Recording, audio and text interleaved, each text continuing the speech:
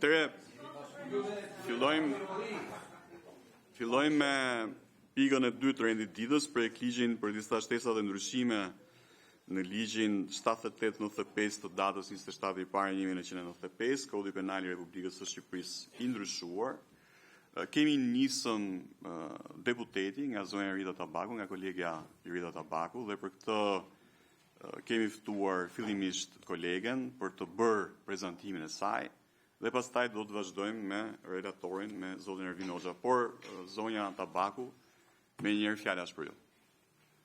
Faleminderit kryetar, nuk ja u fsheh emocionet që kam, që jam në këtë komision të nderuar, dhe shpresoj që të konkludojmë me një rezultat pozitiv, jo për mua në fakt, po për propozimin që unë kam sjell, i cili vjen sot këtu me emrin tim, po është një produkt i përbashkët i punës me disa nga kolegët e Komisionit Medias dhe të drejtave, të drejtës informimit dhe lirive të njerëzit, duke pasur parasysh disa element kryesor të cilët lidhen me lirinë e fjalës dhe lirinë e shprehjes, që përbën një nga drejtat themelore të njerëzit dhe një shtyllë thelbësore të rendit kushtetues dhe demokratik.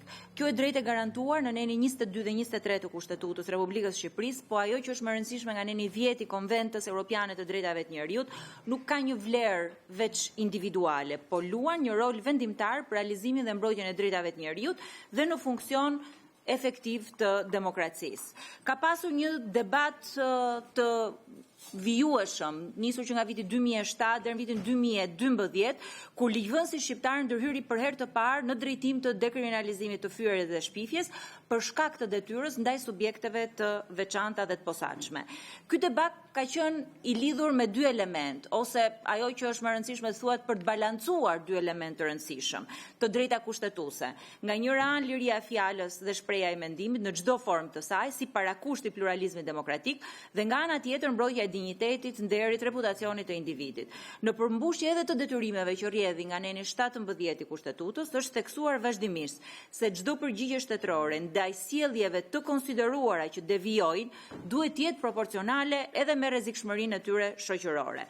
Në këtë drejtim, sigurisht që edhe Gjykata Kushtetuese ka pasur vendime vimësisht edhe pas vendimeve të Gjykatës Europiane të Drejtave të Njerëzit, sipas të cilës ekzistenca e rrezikut të ndjekjes penale, bara procedurale i një procesi penal dhe perspektiva e vendosjes së sanksioneve penale, pavarësisht përfundimit të tyre, janë të mjaftueshme për të krijuar një efekt frenues.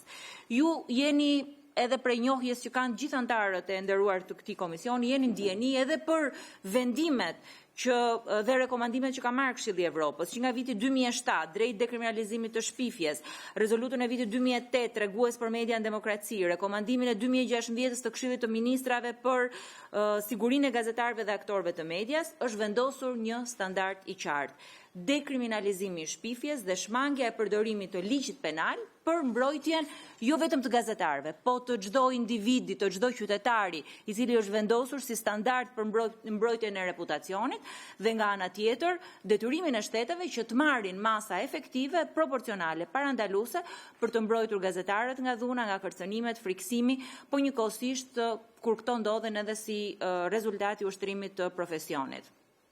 Pse vjen në këtë komision është njëkohësisht edhe si rezultat i faktit që është një nga detyrimet e grup kapitullit parë, themeloret, është theksuar në mënyrë të vazhdueshme detyrimi për të dekriminalizuar shpifjen, por njëkohësisht jo vetëm për gazetarët, për të gjithë individët si element kryesor të lirisë së shprehjes, por njëkohësisht edhe të gjithë paditë që lidhen si kërcënim ndaj punës së gazetarëve, që janë edhe paditë strategjike kundër pjesëmarrjes publike.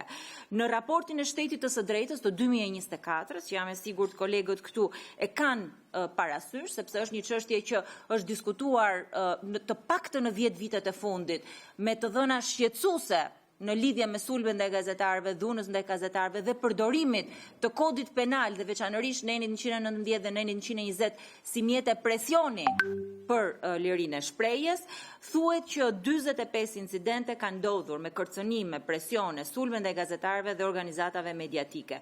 Shumica e tyre kanë qenë sulme verbale, ka pasur diskurs armiqësor ndaj medias, ka pasur ngacmime online, pothuajse 2 fish krahasuar me numrin e rasteve të vitit 2022. Vjen keq të them, po kryesisht këto kanë ardhur edhe nga qeveria. Qeveria ka qenë burimi kryesor i sulmeve ndaj gazetarëve. Sidomos atyre verbale. Është një sjellje që të gjithë bijem dakord këtu që nuk është absolutisht europiane. Që nuk është sjellja europiane? Për të bijem dakord, për asnjë nga këto që që nuk është sjellje europiane, patjetër që bijem dakord, paktën në këtë komision. Bijem dakord nga ato që thash. Platforma e Këshillit të Evropës për të kaluar tek procesi,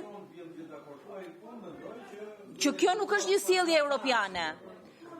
Unë mendoj që kjo nuk është sjellje europiane, kryetar. Platforma e Këshillit të Evropës për mbrojtjen dhe promovimin e gazetarëve dhe sigurisë publike ka krijuar një mekanizëm i mbështetur nga delegacioni i Bashkimit Evropian me pedagog, me organizata të medias, shoqërisë civile, aktivistë, të cilët kanë bërë një grup shumë të madh propozimesh që ja kanë dorëzuar këtij parlamenti dhe më saktë komisionit që unë drejtoj në shtator të këtij viti. Bazuar menjëherë mbi këtë punë, pa nisur punë komisioni, duke pasur parasysh që për opozitën, po edhe për mua, detyrimet në proces në integrimit janë të shenjta për të plotësuar, ne ngritëm një grup pune. Unë, zonja Luarasi, zëvendës kryetaria e komisionit dhe zoti Bido, sekretari i komisionit, me 4 ekspertë jashtëm, të cilët janë pedagog të nderuar të universitetit, të histori filologjisë dhe njëkohësisht patëm një komunikim të gjatë me Komisionin Evropian, me delegacionin e Bashkimit Evropian dhe unë kam zhvilluar të paktën 4 grupe konsultimesh me të gjitha organizatat e medias prezent.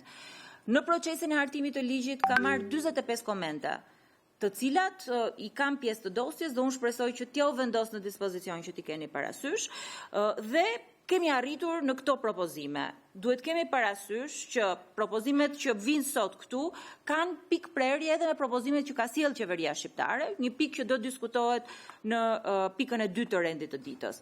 Cilat janë propozimet? Propozimi i parë është projekt ligji synon që të ndërhyjë kodin penal nëpërmjet një qasje të diferencuar dhe koherente, nga njëra anë të forcojë mbrojtjen penale të gazetarëve, punonjësve të medias nëpërmjet ndryshimeve në nenin 237 dhe 238, duke parashikuar forma të kualifikuara të veprave penale për shkak të goditjes, kanosjes, kur ato kryhen ndaj veprimtarisë profesionale dhe kur gazetari është në interes publik.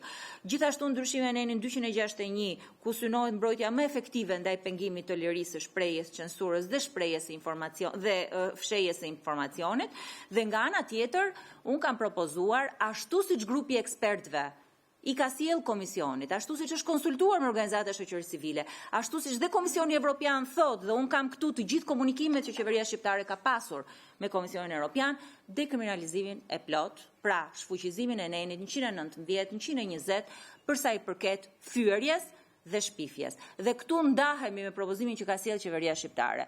Qeveria shqiptare mendon që mund të fyejë gazetarët. Dhe e ka lënë nenin 119 ashtu të paprekur. Qeveria shqiptare mendon. Qeveria shqiptare nuk mendon që mund të fyejë gazetarët. Nuk mendon që mund të fyejë. Unë nuk besoj. Mos flisni në emër të qeverisë shqiptare. Unë besoj që ju respektoni të drejtën e fjalës. Unë përfundoj dhe ju nuk kundërshtoni sa të doni. Mos flisni në emër të qeverisë. Mos flisni në emër të tretëve që janë. Unë flas në emër të propozimit që kam lexuar. Dhe qeveria shqiptare ka shkuar për nenin 120 disa ndryshime të pjesshme ku i referohet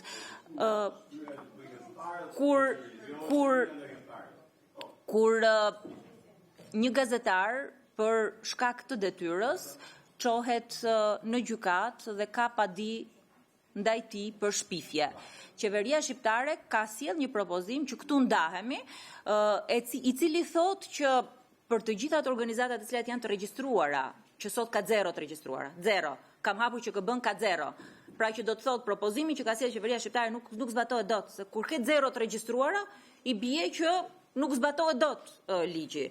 Dhe në këtë mënyrë unë mendoj që ne kemi nevojë që këto sugjerime që ka sjellë Komisioni Evropian, të cilat unë do ja u lexoj dhe kolegët i kanë lexuar dhe kolegët e majt, në fakt, se ne jemi pjesë e një diskutimi më të gjerë të komisionit që unë drejtoj, jo këtij komisioni. Okay. Po më lëni që të përfundoj sës. Po. Komisionit që unë drejtoj, të grupit të punës që ne kemi punuar bashkarisht, që kemi sjell këtë produkt, i cili thotë që në mënyrë specifike dhe unë po citoj, përjashtimi plot i dënimit thotë, për të gjithë qytetarët, si një drejt bazë, si një element bazë edhe si një detyrim, jo vetëm procesin e integrimit, po edhe detyrime që ne kemi si antar i Këshillit të Evropës. Maqedonia e ka kryer në vitin 2007, Malizia ka kryer në vitin 2010. Jemi pas të gjithë vendeve të rajonit në këtë drejtim. Ne nuk mund të bëjmë ndryshime gjysmake, sepse procesi i integrimit nuk është për të bërë ligjen letër, por është për të sjellë ndryshime reale për të gjithë qytetarët. Dhe nëse kjo nuk ndodh tani, unë dyshoj që kjo mund të ndodhë më vonë. Njëkohësisht sugjerojnë që duhet miratuar kuadri rregullator dhe institucional shoqërues, duke pasur parasysh faktin që këto propozime janë propozime minimale. Këto janë propozime fillestare. Ne duhet punojmë edhe për paditë kundër gazetarëve, duhet punojmë edhe për ndryshime në ligjin e mediave audiovizive, që grupi punës do të vazhdojë dhe në këtë komision kam përshtypjen është dhe një ndryshim për ligjin e amës pak më vonë, që është pjesë po e këtyre diskutimeve, po duhet punojmë njëkohësisht dhe për sigurinë e gazetarëve, për sigurimet shoqërore, sigurimet shëndetësore, për sigurimet e tyre në punë, për interesat e biznesit të lidhura me median e kështu me radhë. Pra është pjesë e një kuadri të gjerë, nuk është domosdoshmërisht ky ndryshim ligjor që do të sjellë ndryshime të mëdha. Ky është një parakusht për t'i hapur rrugën një rregullimi i cili sot në sektorin e medias mungon. Duke pasur parasysh të gjithë këto elementë që unë përmenda, duke pasur parasysh dhe unë kam këtu dhe konsultimet që do jo vendos në dispozicion në diskrecionin tuaj nëse do t'ju shërbejnë, i kam vendosur njëkohësisht edhe në dispozicion të Komisionit të Ligjeve, sepse u diskutua edhe në Komisionin e Ligjeve. Nëse ju gjykoni që kur diskutoni dhe draftet e tjera mund të jenë të përshtatshme, në të gjitha konsultimet, në produktin e grupit punës, në raportin që është prodhuar në Komisionin e Medias, të përbashkët për të dy palët politike, theksohet mbrojtje ligjore për të gjithë. Në Republikën e Shqipërisë nuk mund të ketë qytetar dorës parë, qytetar dorës dytë. Ka të drejtat njeriu që respektohen për të gjithë. Dhe unë besoj që ky është një parim bazë i funksionimit të themeltar të shtetit, përderisa është në kushtetut, por nga ana tjetër është edhe i grup kapitullit parë themeloret, që ky komision i nderuar sigurisht që e shikon me shumë interes.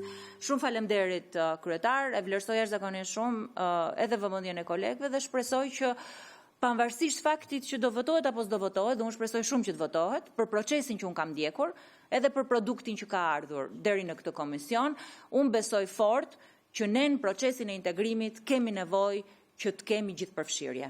Ne kemi nevojë që këtë proces mos ta trajtojmë personal të askujt. Ne kemi nevojë që në këtë proces të përfshijmë çdo. Drafti që ka sjellë qeveria nuk është i konsultuar. Pjesa e konsultuar e cila lidhet me ndryshimet në kod, për sa i përket dënimit për parkimin dy fish dhe për sa i përket ndërtimeve pa leje, është një pjesë që është konsultuar publikisht, ndërkohë që pjesa medias nuk është konsultuar në mënyrë absolute me asnjë nga pretendentët që vetë ky parlament ka angazhuar në këtë proces. Faleminderit. Faleminderit shumë zonja Tabaku për prezencën, për prezantimin. Kënaqësi që ty kemi këtu, padyshim që dhe drafti që po paraqet Këshilli i Ministrave është i konsultuar mirë me të gjithë grupet e interesit. Le të flasim secili për propozimet e veta, le mos të paragjykojmë askënd për atë që sjell, dhe materiali që unë kam lexuar i ardhur nga Këshilli i Ministrave është shumë i plot, shumë i qartë, por unë nuk po e zgjas këtu, do të jap më një herë fjalën redaktorit zotit Ervin Hoxha të flasë ai dhe pastaj vazhdojmë me diskutimin.